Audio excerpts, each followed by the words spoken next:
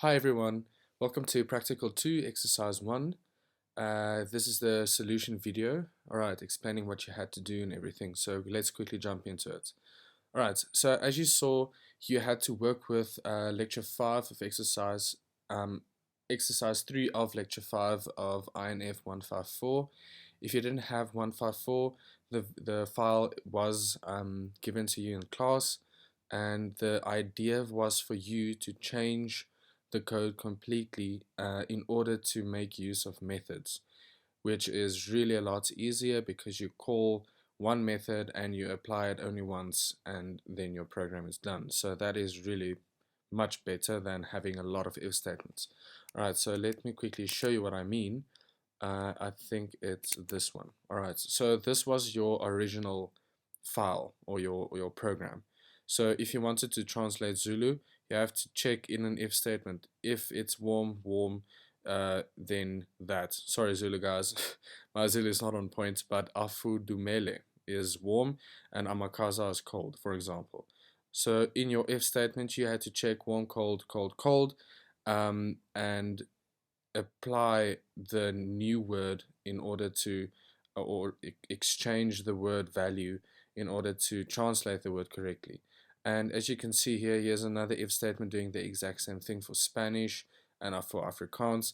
But the problem is that it's redundant code. It's too much in terms of too much what do you call it, repeating of code. All right, repetition. So you want this bit, the exact same if statement code, to be in a method of some sort, okay? And then literally you just call one line of code in each case, okay?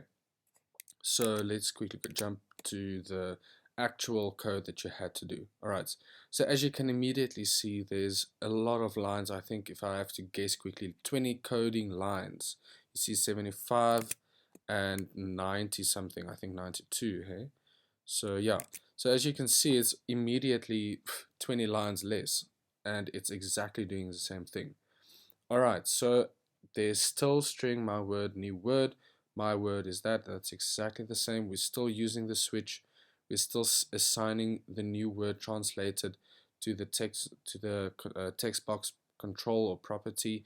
So yeah, let's quickly jump into it. So we're using a switch statement, and inside that we are testing the selected index of the combo box. So the selected index is of type integer and will either be 0, 1, or 2 because it depends on what the user is going to be selecting in terms of the languages. So it can be Zulu, Spanish, or Afrikaans. That is why it starts at 0, 1 and ends up at 2.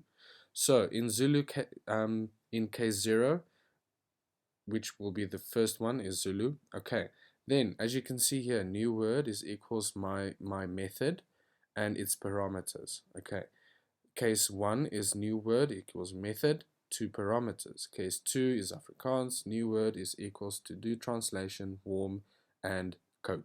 Alright.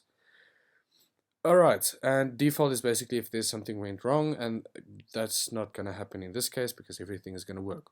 Alright, cool. So now in the end, we just assigned the newly translated word back to the text box for the user to see the finished translation or of the translation of the new word. All right. So let's put our focus more on the comment. Oh, not on comment. Sorry, on the method, which is the focus of this week's practical exercises. Cool. So if we look at this method, we can immediately see two things. So public, meaning that you can use it anywhere in the scope of the program, but you will be taught that in more detail in the semester further or later on. All right, so don't worry too much about that. But public means it's accessible anywhere in the program, or you can change anything inside it. Okay, but in this case, you're not going to change it because you have your code in your method anyways. So, but public means it's accessible throughout the program. All right. String. So it's a public string method. All right. So what does that mean? So the method needs to either do something and not return something, or if it should return something, in terms of, let's stop using the word something. So if you're working with numbers, or you're working with strings, it depends on what you work with. So if you want to return a string value, like a name or a text um, value or something, then it needs to have, or it needs to be of type string. Okay, so if it's public string, then it's going to return a string value in the end of the method, which you can use with your method. Okay, but we'll get to that later. Here's your name, and then here you can see string x and string y. All right, so this is also very important, guys. So x and y is your parameters, and they are of type string. Cool. It's not of int or double or anything, it's string, because we're working with this method, we're purely working with strings. All right. And I hope by now that you actually saw the resemblance, because string x and y. And now, okay, for example's sake, we're going to use Afrikaans. So it's do translation and then warm, comma, code. No, let's not. Let's rather use Spanish. Okay, so do translation caliente for warm, and frio, I hope I'm pronouncing that correctly, for cold. Okay, but it's the what I'm trying to say is there's two parameters passing through here, and now you have to respect that in terms of how many parameters you send through in the method. So caliente 1, frio 2, string x, string y. Okay, so why are we doing that? The reason we do that is we are gonna test if it's either warm, caliente, or cold, frio. Okay, but let's not jump the gun. I'm gonna take you step by step. So string input is equals to txt myword.text, meaning you still need to get what the user provides you. All right, what does he or she or they want to translate in the first place? All right, so we need to get that. If we have that, then we can test in our if statements. But before we do that, we actually have a string, and new word is equals to nothing, empty. Okay, we have an empty string. Cool. It's initialized basically. All right, so now we want to check the input, which was what the user provided. So if input equals to warm or capital letter warm, all right, so that is cool, because now we can check what the user wants. So if it's warm, we assign string x to new word. All right, so new word is equals to x. And here we have string x as you can see, but what is the value of x? That is caliente. So that is the first word you see there in quotation marks. So in essence, caliente here is being seen as the string x, or the x value of the method. And now we check, okay, if it's warm, which means caliente, then we assign x to new word. All right? Cool. So now in the end, I mean, respectfully, if this is true, then this is never going to happen. So you return new word. Okay. So for example, for just to explain to you guys for again, let's say it was cold. All right. So the user typed in cold. Now we get input equals to that. Okay, that is what the user gets. But he wants to know what the translation of cold is in Spanish. Okay, now we can see in this if statement, ignore this one now. That is for hot, or warm, sorry. And this is for cold. So we're only going to look at this if statement. Cool. So if input equals cold or capital letter cold, then new word is equals to y. But again, what is y? Y is just a thingy here. We need a value. All right, but we already have one, as I previously explained. So new word is equals to y. And you can see here, the second parameter is string y. But the value, when we call the method, the value that we assign to y is frio. Okay, so in essence, frio is y, and then new word is equals to y if the user gave an input as cold, and then we return that new word, or the new value of the new word. Okay, so we have to return that. You'll see here, if I comment this out, we are going to have problems. You see here, okay, so not all code paths return a value because it is of type string. If it was void, just a void method doing some calculation and returning, or it's difficult to explain void, but void doesn't return a specific value, but string or int or double does. Okay, so in this case, we have to remove those commas. Okay, so if it's a string value, you need to return that string that you worked with, or assigned a value to. In the end, you want to use that value. You don't, you understand? All right, so return new word, cool.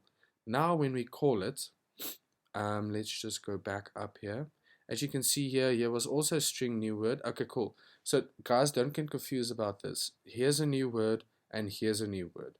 It's completely different variables, although it has the same name. Why is it different? Because it's in different scopes. All right, so here we work with the button click event handler, so we can define anything, or we can define it here as well inside the scope of the method, of the do translation method. But be careful, if we have a global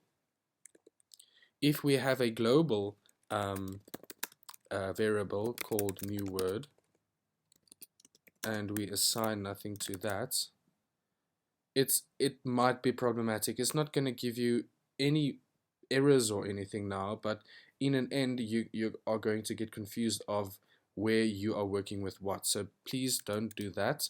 If you know there's a new word in the scope somewhere, don't initialize or declare a variable or a global variable with the same name. Okay, but I'm carrying off here now. That's not the point. The point is, or was, that you need to call the method every time in the case. And as you saw previously, okay, so this is the old code now again. You can see here, wow, every time you have to perform the same if statement. That is just too repetitive and too redundant. While we do this, it's one line, one line, one line. This is really good programming skills, or not skills, but principles. Okay, so you always need to try to do less is more, guys. If I can say it that way, less is more. Okay, don't be lazy. That's not what I'm saying, but less is more. Okay, cool. So as you can see here with Zulu, the first one, we are calling, okay, so we're assigning the method, which is returning a value. So we are allowed to assign it to new word. So in this case, new word is empty. We don't have a value for that yet. But in case 0, if it's Zulu, if the user wants to translate warm to afudumele, okay, then we can assign this method to new word. Then new word actually has a value because do translation will return, or will actually have a value. Okay, so in this case, don't get confused. If you see two stuff, you are going to return two stuff. Ultimately, technically, yes, you are, but this is if statement, so you're checking. If it's warm, return X. If it's cold, return Y. But then new word is initialized with either X or Y depending on your if statement, and then you return that value. Alright, so do translation has a value of either warm or cold, and then it's assigned to new word. Okay, and then we keep that on and on and on until we are done with all our words, and then we set our text box called or named txt new word.text or txt new word either, and then we change the .text property of that control to, and we initialize it to new word. All right, so every time, it depends on what the case is, we assign it to that newly translated word. Okay, so if I run it just to show you guys, what I mean by that. So let's say warm, and I like the Spanish, so let's check Spanish. And we translated and we said caliente. Alright, so caliente is the first, is the warm, what do you call it, parameter, and then you send it through. Okay, so this is how you call the method, the do translation with its physical parameters called caliente and frio. Alright, now we say string x, string y, those are the two parameters respectively of caliente and frio. So we get input equals whatever the user provided. I provided warm. Okay, new word is empty because we have to initialize it before we actually are going to use it in the if statement. Alright, so if input is equals to warm, I gave warm. Alright, now we assign x to new word. Alright, so new word is equals to x, but what is x? X is the string x here, the first parameter, but we gave it a value of caliente. Alright, cool. So caliente is of type string, which that is given away by seeing the quotation marks. So in essence, x, the value of x is caliente and the value of y is frio. But in this case, we tested for warm, and ultimately this if statement is never going to happen because this is true. And now we return new word, which is equals to x, which is in essence caliente. And there you can see txt new word.text is equals to the newly translated word in Spanish, and then we have a text box which contains the string caliente. And basically, guys, that was it for exercise 1. Cool. Thank you.